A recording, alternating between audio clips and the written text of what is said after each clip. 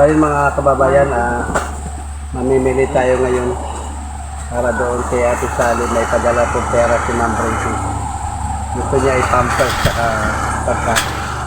Kaya mga kababayan, samahan niyo kami, mamimili kami rito. Hindi. Pampers na tayo, pampers. Wala silang adult dito. Ay wala, saan lang mayroon?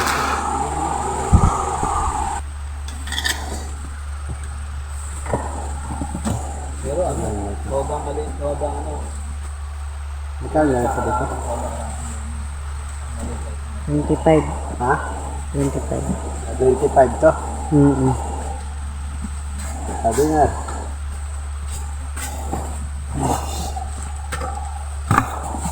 Ito ba? Ano ba ito? Mackerel. Huwag yan. Meatloaf, corn beef. Yan ang kuhanin mo. Meatloaf, corn beef. Corn beef. Meatloaf. Argentina.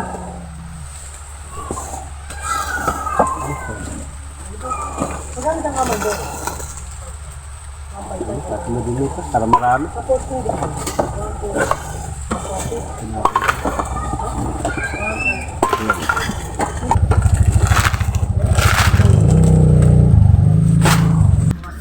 Ay, sorry po. Gusto ba? Ansem, pwede? Oh, yan. Walang laman yan. Oh, pwede yan. Bawal sa... Pwede Bawal yung may mga laman. Yan, pwede yan. Ano pa? Noodles na saan? Yun. Okay.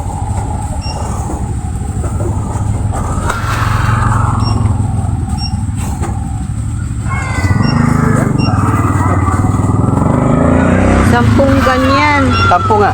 Oh, yan na. Okay na. Hello, Ma'am Brady. Salamat po sa padala niyo. Ayan. Dadalhin namin ito ngayon.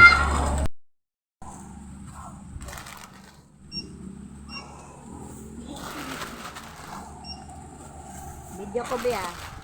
Kasi bibigay namin yan doon sa tinulungan namin. Yan. Saan? Taga-Bangal? Santor side. Cantor side.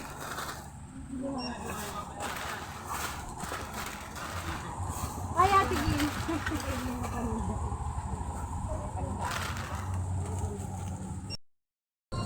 Ayun po. Ma'am Brady, nakapamili na po kami. Kulang pa kami ng diaper sa kabigas. So ayun mga kababayan, tapos na tayong namili, ano? Ito na pamili natin. So ngayon ay ihatid na natin kay Ate Sally.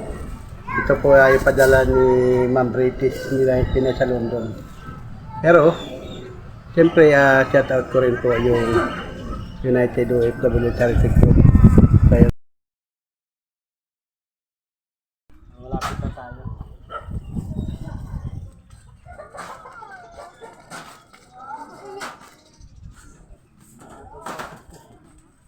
Sige, magtawag ka na Kaya lang. mga kababayan, nandito na tayo sa bahay ni Ate Sally. So, tatawag po tayo. Ciao po! Magandang hapon! Magandang hapon po!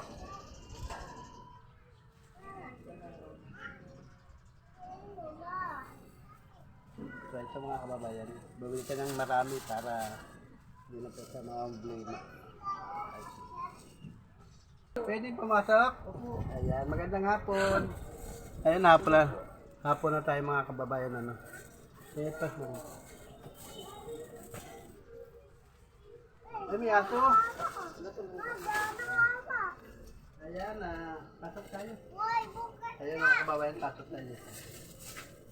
Natin naman mga kababayan yung kanilang bahay nila. So, yan.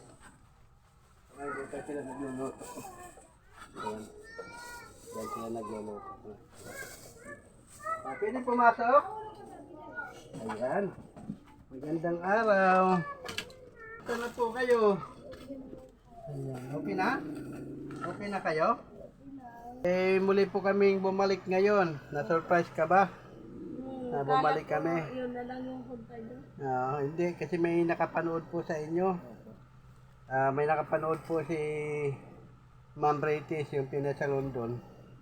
yung channel niya sa YouTube. Tapos, member po namin din ng ano yan, United OFW Charity Group. Ayan. Opo. Oo, so ngayon, nagpadala nga po siya ng pera. Sabi nga niya sa amin, pamili ka daw ng grocery. Siyempre, nabili ka ng grocery, dinamihan namin pati yung biskuit. Biskuit. Ito, marami pang dilata ulit para hindi na kayo magugutom. Para kumakain na po ba kayo? Opo. Ayun mga kababayan, ang ibinili nating diaper ay dalawang tig 10 plus 1. Ayan. Ang isa pong ganito, 230 po yan. Kaya yung dalawa na yun ay 460. Ayan. So ito po naman grocery natin ay worth of 678. Ayan. Dahil pong dilata dyan, ayan. Andyan na po. So ngayon, siyempre may bigas tayo. 5 kilo. So ano po masasabi nyo Ate Sally kay Ma'am Britis? Maraming salamat po. Kung kakatapos ko lang manood nung ano mo po doon sa matanda na ano yung ano pa. Pinanood mo yung mga vlog ko? Oo, yung matandang 87 na nagsasaka pa. Oo. So ayan, ganun ako, halos lahat po ay basta mga nangangailangan. Galing po sa kanila lahat po yun sa United OFW Charity Group yung sila po ang sponsor noon. So ayan nga po, ngayon napakarami nyo na pong diaper. Dati nagchat-chat ka sa akin, sabi mo kahit diaper lang, pero ngayon hindi lang diaper, tinan mo may dalawang mga biscuit, nagdala na kami. Ayun. So ano po masasabi nyo sa United OFW Charity Group? Marami po salamat sa inyo sa tulong nyo sa akin. Malaking bagay na po ang tulong nyo sa akin. Ayan. So ayun mga kababayan, kung kayo ay bago pa lang sa akin channel, si Ate Sally ay na-vlog na po natin nung una. Ayan, ngayon kung pwede nyo panurin yung first vlog namin sa kanya.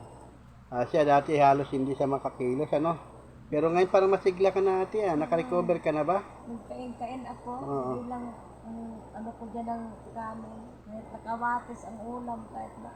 Kamatis. Kahit gusto ko pa lumakas. Para makarecover, manalangin lang po tayo sa Panginoon. Dasal lang po tayo at siya po ang higit na nakaalam ng lahat niyan. Siyempre, ang ating kalakasan ay sa kanya galing, hindi po ba? So, pagdasal po natin na sana lumakas pa Kayo po kayo. ang tulay ka, Edwin, kaya ako ganito, na may tumulong sa akin. Maraming salamat po. So ngayon may gatas ka na. Gatas na inumin mo, wag na kape. May binili po kaming gatas dyan, birthday po. Tapos mga dilata mo dyan, corn beef, meatloaf. Para pag umalis si kuya, ipagluto ka lang dyan, iprito lang.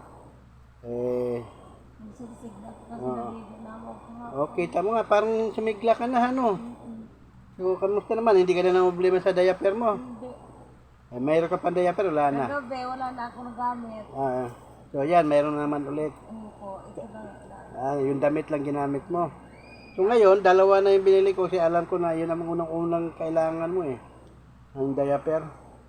So dalawa po yan ang binili ko. So yan mga kababayan, ang nagpadala po si Ma'am Britis ng 1,500. So ngayon, ang diaper po na yun, yung dalawa na yan ay 460. Tag 230 pa lang isa niyan. 230 pala, kaya 460. Yung grocery mo, 268. So ngayon ay may bigas mo ay 5 kilo. So ayan, sakto lang. No? Ako ay nagpapasalamat kay Ma'am Britis na kahit na nung sinabi niya sa akin, Sir Buhay, tutulong ako doon sa na-vlog mo kay Ate Sally. Kasi naawa nga sa kalagayan mo. Sana nga tulungan mo rin sarili mo para makarecover ka kaagad. Ano na ba naramdaman mo sa katawan mo? Okay naman po, dasal lang po. Dasal, yun ang ating sandata, dasal. Yan, hawak ka lang sa rosarito, mga kababayan, may rosarito siya.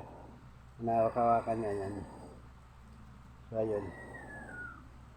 Isang po, nagbangon-bangon ako dyan kasi dahil wala ko pampers. Hindi ko na siya tinatawag. Naggapang lang ako. Baba lang ako. Gumagapang ka. Kasi hindi ka pa makatay. Kasi ang liit ng mga binti mo eh. Maano pa eh. Mahina. Mahina pa, no? Pero nakakakbang po yan. Mahina lang. Yan. Namamaga yung... Oo nga, nagmamanas, oh. May diabetes po ba kayo? Wala po, nagpatingin ako. Ilan yun eh? 112 na wala po. Sa ano po 112? yan, nung namanas, doon na sumabog na po yung ano. Buti sumabog yung ano, yung Yan na umano manas. yung mga... Tumingaw lahat. Opo. Tubig ang lumabas? Tubig. Siguro sa gamot na iniinom mo yun, kaya... Gamit. Sinagsaka po ako ng 6 na sumiro sa ospital. Tapos oxygen. So, ayan. So, ayan, Ma'am Britis, naihatid na po namin ang pinadala nyo po. Ayan, sobrang tuwa po si ate, sobrang pasasalamat. Siyempre sa United OFW Charity Group. Yun po ang ano natin, ang tumutulong sa aming mga gawain sa araw-araw, ang pagbablog.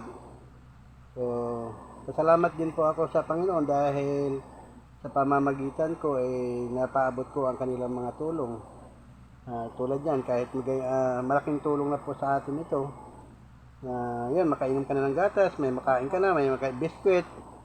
Kahit na nakahiga ka dyan, pwede kang kumain ng biskwit, hindi ka na magugutom ngayon. No? So, ayan. Yan mga kababayan, siyempre, higit kong pasasalamat sa United OFW Charity Group. Ikaw kaya Ate Sally, ano po masasabi niyo sa ano? Maraming salamat po. Sana po marami pa kayong matulungan na tulad ko. Maraming salamat po. Laking tulong po ito sa akin. So, ayan ma'am, Ma'am Britis, ihatid ko na po ang pinapahatid po ninyo.